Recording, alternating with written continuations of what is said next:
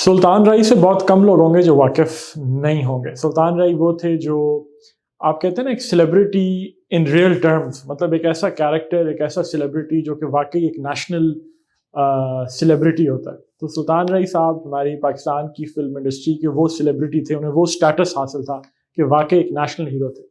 तो जब भी वो किसी जगह पे जाते थे तो a bevy of fans would gather around him. Bevy of fans का क्या मतलब है? बेवी का मतलब है एक कलेक्शन ऑफ पीपल।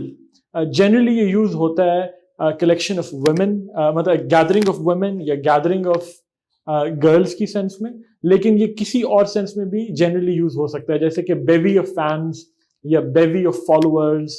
तो अगर मैं उसको सेंटेंस में यूज करूं तो मैं कहूंगा कि सुल्तान रई साहब, as soon as the celebrity stepped out of his house or stepped out of the restaurant, for instance, a bevy of fans gathered around him, मतलब एक ग्रुप था, एक जत्था था उनके चाहने वालों का जो उनके गिर्द इकट्ठा हो गया। तो आपका आज का वर्ड है बेवी। मुझे यकीन है कि आपको ये वर्ड अब कभी नहीं भूलेगा, और जब भी आप पढ़ेंगे आपको सुल्तान रई साहब की शक्ल and the bevy of his fans याद आएगा।